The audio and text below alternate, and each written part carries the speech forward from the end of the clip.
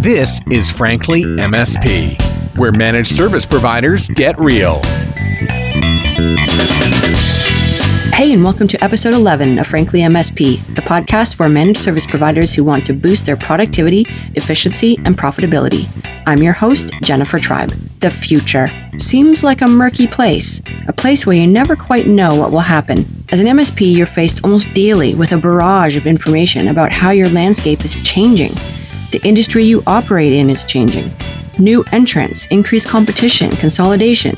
The technology you use to run your business is changing, and the technology you support for clients is changing. What do you need to know about AI and blockchain and chatbots and the Internet of Things and a dozen other buzzwords I could throw out? In search of answers, I reached out to Daniel Burrus, a researcher and futurist who has developed a framework and a methodology for predicting the future accurately. Truly, I am impressed with the list of technological advancements Daniel has predicted, along with the exact year they would happen. Things like the graphical user interface, browsers on smartphones, the rise of social media, and a whole bunch more. Later in the show, I'm going to pick Daniel's brain about how he knows what's coming. Stay tuned because he's also going to tell you how to grab a free hardcover copy of his latest book. But first, what's going on? MSP consultants Richard Tubb and Karl Palachuk take a look at what's happening in the world and how it affects MSPs. As it turns out, Richard and Karl make some very interesting predictions about serverless computing, desktop as a service, and cryptocurrency. Will they be right? Let's hear what they have to say.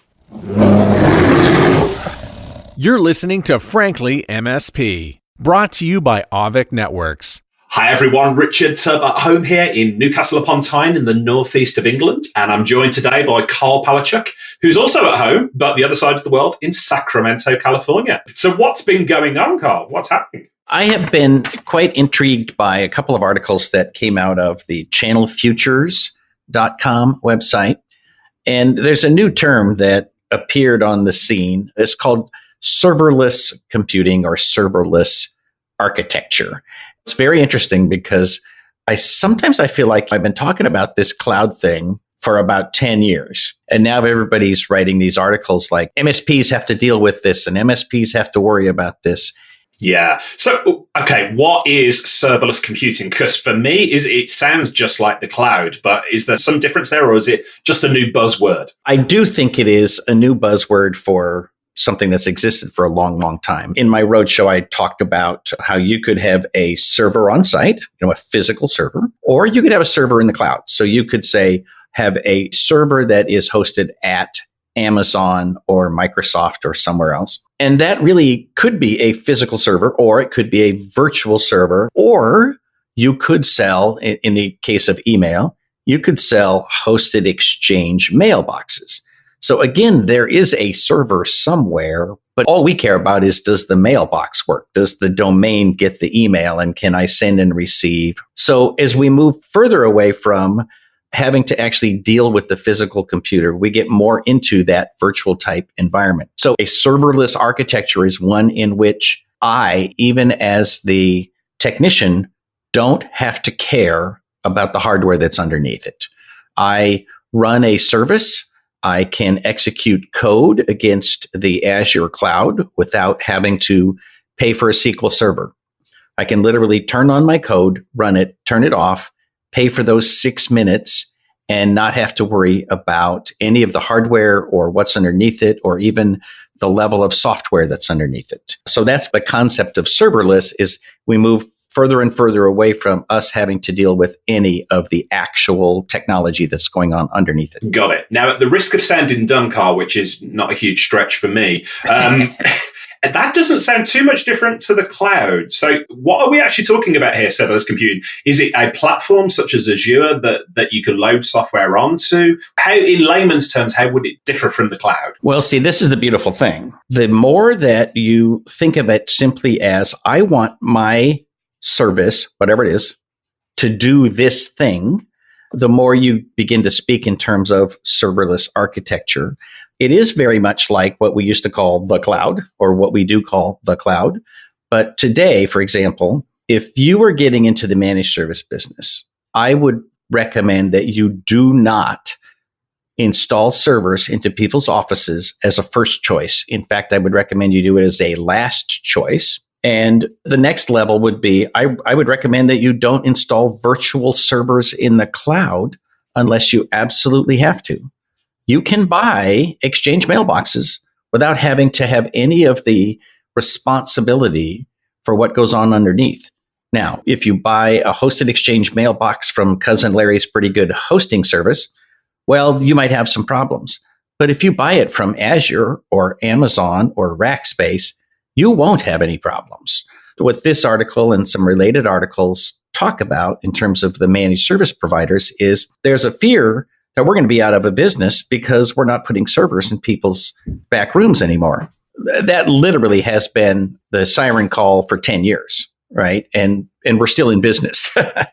Yeah. So that begs the next question. I can remember sitting on a panel, an IT conference, years and years and years ago, before we used the term cloud. We were talking about hosting.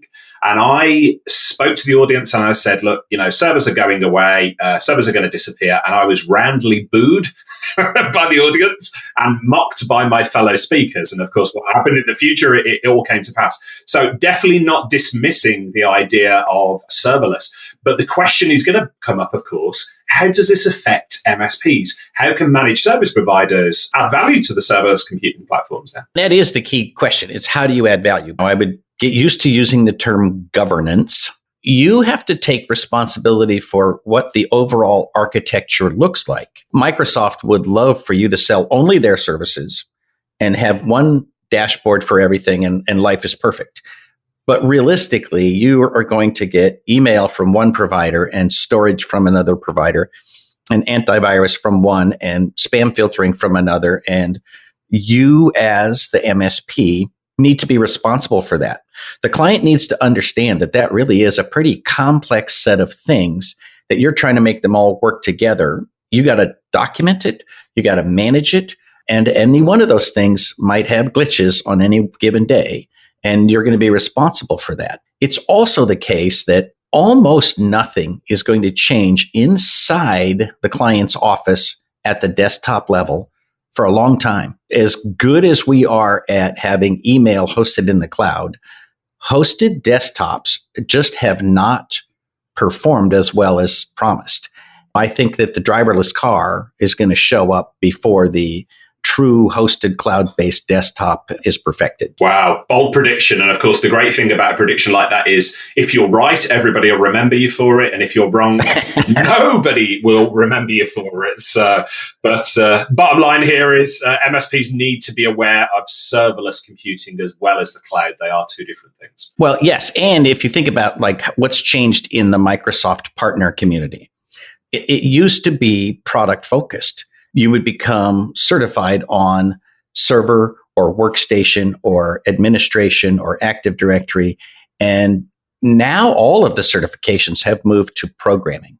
So it's all development. So what Microsoft thinks the value for your company is going to be is that you're going to add value with regard to developing processes and procedures and programming in the cloud. So if you don't want to do that, you do have to figure out where you are going to add value. The true management part of managing people's systems. Absolutely. So I want to change tact a little bit here and bring up a story about the future that also includes a name from the past. This is the news that Kodak, or Eastman Kodak as they are now, shares have fallen in their company after it merged. The company is delaying the launch of its new cryptocurrency, Kodak coin. So this tickled me a bit, Karl, because obviously I think if there's an example of an industry or a company that didn't change its ways and didn't pay attention to the coming future, it's got to be Kodak. They were the name, weren't they, in photography back in the day? Absolutely. And then this small thing called digital cameras came along and they didn't pay very much heed to it and fell to pieces. Well, it looks like they've learned from their mistakes there. But I'm fascinated that a name like Kodak is attached to a cryptocurrency, a Kodak coin. I'm going to share on the show notes this entire story here. But basically, Kodak have put together a machine called the Kodak Cash Miner, which is a Bitcoin mining machine, which it aims to rent to users. Now, this is a legitimate story. And just to give credence to this, before I ask for your opinion on it, Karl, Samsung this week have also announced plans to enter the cryptocurrency chip business. They're going to be making chips designed specifically to harvest cryptocurrency coins. So maybe Kodak aren't so crazy by putting together this cash mining machine. How does this news grab you? There are people in business schools who study the fact that Kodak, as you say, completely owned a market. I mean, they were the dominant player. But it's a perfect example of something where all of their money was being made with old school film and development. And so that part of the business won out over the people who wanted to embrace the future. And so now it looks like all those people have retired. And there's some young people at Kodak who basically decided that we have like millions and millions of dollars in research and development. Let's figure out what the future looks like. It makes me nervous a little bit that I can rent their software and go mining for crypto coin. It's almost like that whole industry is a little bit of making something valuable out of nothing. Yeah, it's a really interesting one. So my face, along with lots of other Bitcoin owners, must have dropped over the past few weeks. So I've been watching the value of my Bitcoin wallet go up and up and up and up and up. And it's like, fantastic, we're going to be millionaires. And then all of a sudden, sort of towards the end of January time this year, it started plummeting. And so even though I'm still quids in on my initial investment, based on if I'd have sold, say, a couple of 3 weeks ago, that sort of value of it has halved again. So is it a flash in the pan? Is it the future of tech? Is it the future of payments? What's your position on this? I think we have to go through a shakedown, essentially. I don't know if you saw the article about how much electricity is being used simply to mine Bitcoin. When you sell something to me and we're going to exchange that Bitcoin, we have to recalculate the algorithm for that coin so that it now includes that purchase. And the amount of electricity being used for this exceeds many small countries. And so there's a legitimate question of whether that's how we should be spending our resources, that, Bitcoin is using coal burning electrical plants to generate this massive future-based economy. Some of the technology that has to happen is more efficient processors, more efficient computing so that we can manage the Bitcoin without basically taking up all of the electronic resources of the earth. So I think that's got to settle down. I think there's going to be some major developments there. I don't know what that means to the people who own this, that, or the other currency. I will say that when you say Codecoin, I think Paul Simon should be writing the song for this. Perhaps we should reach out to him. Does he follow you on Twitter, Carl? Can you get?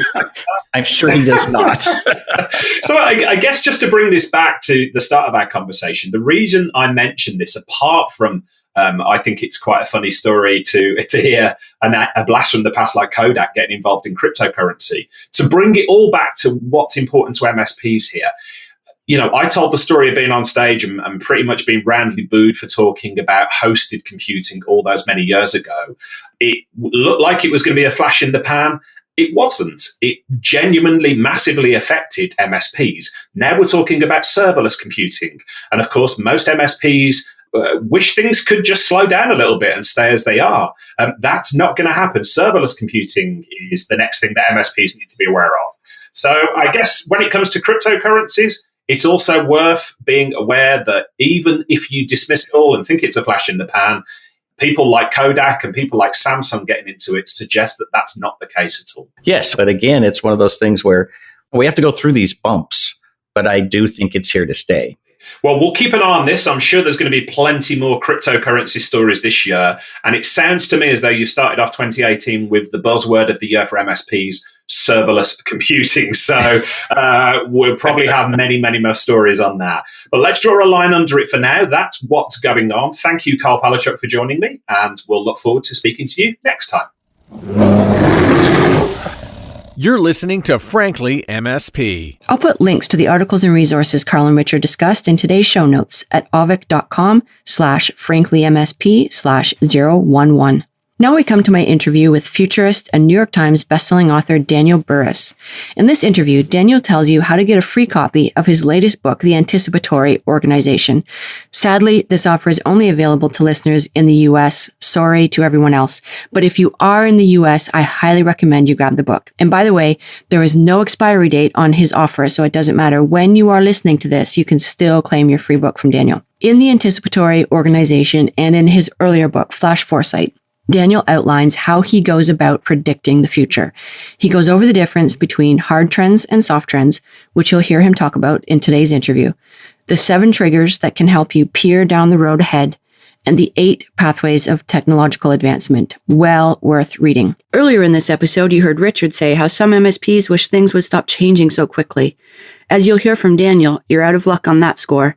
If it feels like things are changing faster than before, it's because they are, and the pace of change is only getting faster. But Daniel has some tips on what you can do about it. And I've got to tell you, I had a really hard time choosing what questions to ask Daniel today. I wanted to ask him all the things. So my hope is that what we cover in our 15 minutes together gives you a sense of Daniel's work and how it could help you in your MSP business, along with a bunch of jumping off points for further exploration. Hi, Daniel. Welcome to Frankly MSP. Hey, it's a pleasure to be with you. Let's start with Flash Foresight. That's your bestseller published in 2011, which outlines the principles and framework that you use and that you say anybody can use to accurately forecast the future. Can you describe this system to us in a nutshell? Yes, this is based on 35 years of research and accurate predictions if you look at all of the 7 books and thousands of articles, and that is how to separate hard trends. These are the trends that will happen, guaranteed. You can see them before they happen. From the soft trends. These are the ones that are based on an assumption about the future versus a future fact, which is a hard trend. So when you learn how to take any trend about the future and separate that which will happen from that which might happen, you can innovate with low risk because, again, you can see the disruptions before the disruption occurs. You are giving you a choice to be either the disrupted or the disruptor. And it takes you beyond really just reacting to change and truly teaching you to anticipate it. Let me also say very quickly, hard trends and soft trends both have value. The value of a hard trend is you can turn change in disruption into an advantage because you can clearly see it ahead of time, see it coming. The soft trends, again, those are the ifs and maybes about the future. The beauty of those is if you don't like them, you can change them. And for our listeners, let me give you a real quick example so this can be real for everyone. I was just speaking to a couple of thousand CEOs of hospitals and all in healthcare. And they, like all of us, have seen in the United States the cost of healthcare going up every year. And of course, with aging baby boomers, it looks like there's no end in sight. And they were assuming that that was unstoppable. I emphasize assuming because it's actually not a hard trend, it's a soft trend. If you think that trend is unstoppable, you don't try. That's why healthcare reform, as of right now, has been focused really on health payment reform. What it is how are we going to pay for the big mess of all these aging baby boomers going forward and all this increasing obesity and everything else.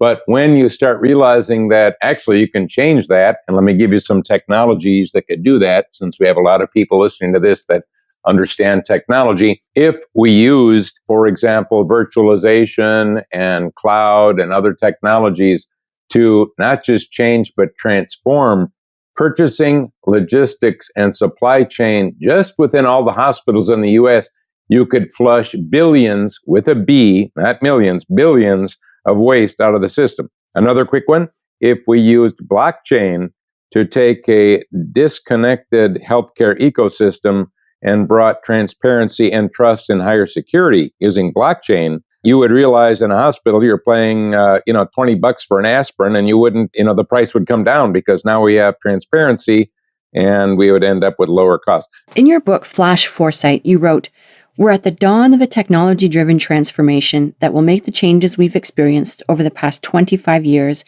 seem tame, mild, and slow."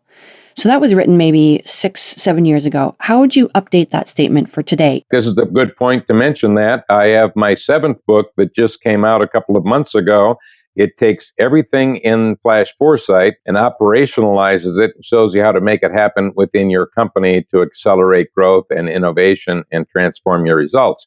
Before I give you the answer, let me just tell all of our listeners, I'm not just telling you to go buy it. Here's what I'm going to do, especially for you. I'm going to actually give you a hardcover copy of this book because the people that are reading it are loving it and using it. And I know you'll love it too. So if you go to the THEAO book, THEAOBOOK.com, all you got to do is pay a couple of bucks for shipping. It'll be FedEx to you within 4 days. I'm not making money on the shipping. I'm really giving you a hardcover book. And the reason, by the way, is I know you're going to like it so much, you'll recommend it to a friend. So theaobook.com. So you were talking about Flash Foresight, which was published at the end of 2011. So here's the point I'm trying to make with that book. And that is, we know how to be agile.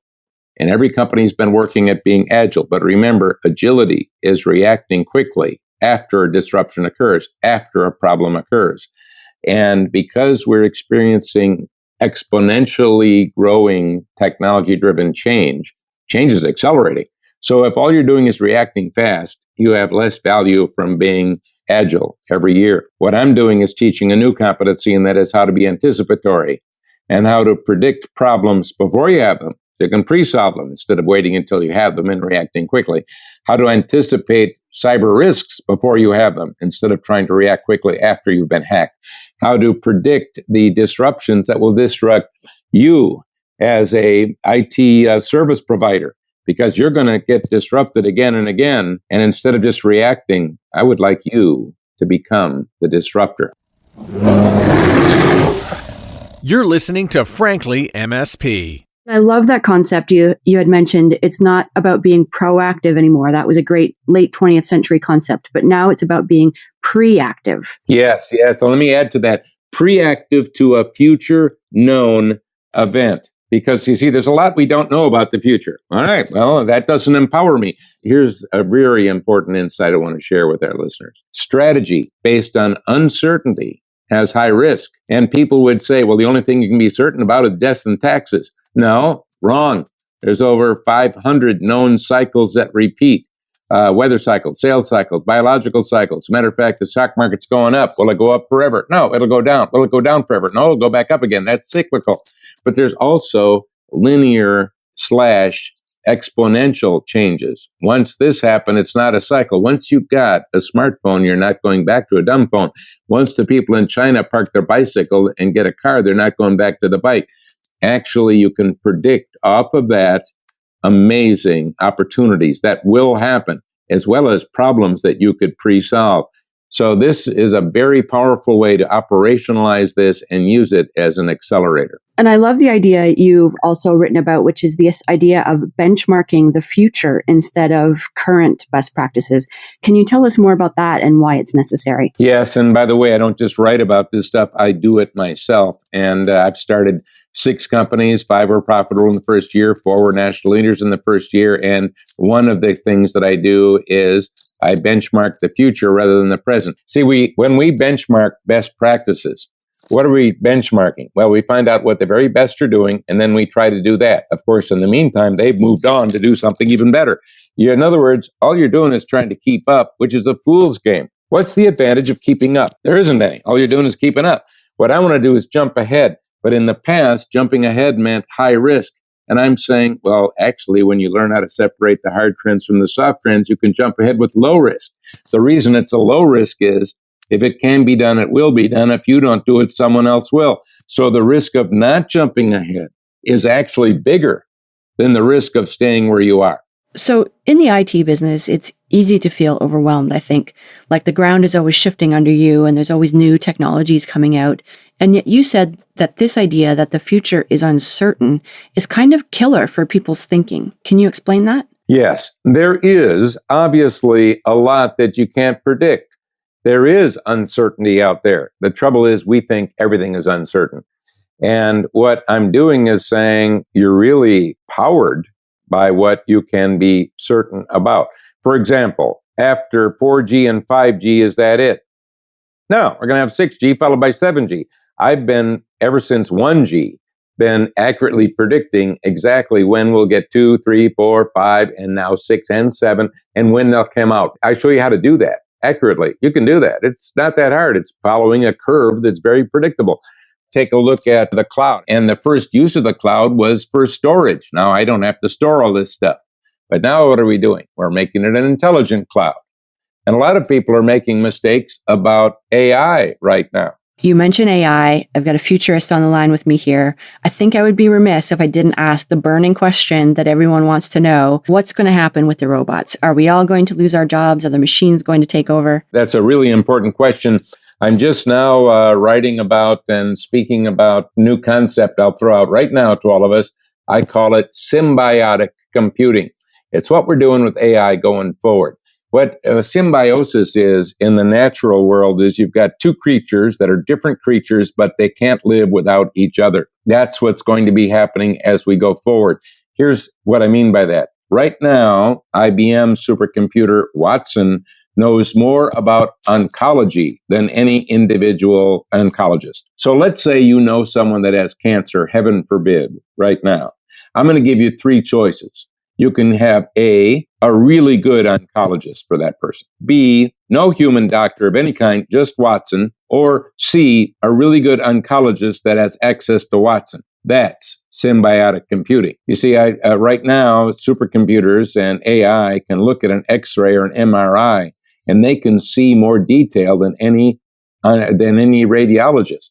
And I've heard people say, well, then we'll get rid of the radiology department. We don't need any radiologists. And the answer is no, wrong. We need radiologists that know how to work with AI. You see, it's a both and scenario rather than an either or scenario. It's very interesting when you really start thinking of it. All of a sudden, it makes sense. Yeah, and it seems like with the ability to sort of see what the future holds, you can be a lot more optimistic about what's coming. Well, and not only that, but every profession has got an art and a science to it. The reason you're good is not just the art, or not just the science, it's the art as well. And the AI is getting really better and better at the science. The key as professionals, as humans, is we've got to work on the art part, which is problem solving, analysis, synthesis, using our creativity, being able to really innovate.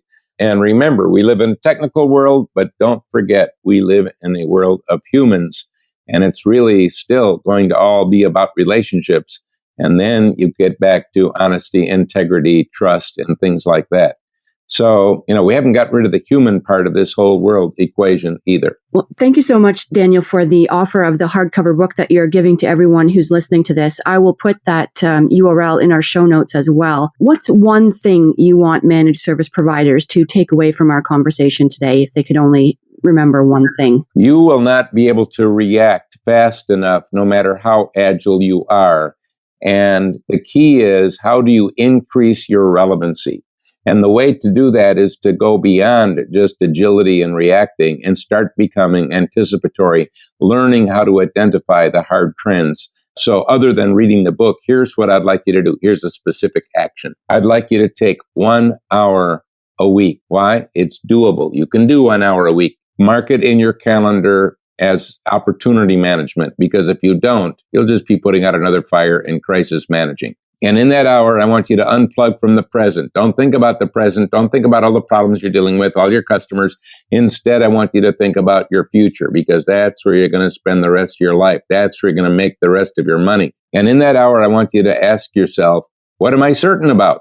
Instead of all the things you're uncertain about. What are the hard trends that I can clearly see now that I've read the book and know how to do it, that I can see that are shaping the future? And then with every one of those hard trends, I want you to list an opportunity for you, because a trend by itself is worthless. But when you tie it to an opportunity, it bursts into life. You'll see. So get a list of certainties, hard trends with related opportunities, and then pick a low-hanging fruit, one that is doable, that you can do in a short amount of time, that will let you be the disruptor rather than disrupted.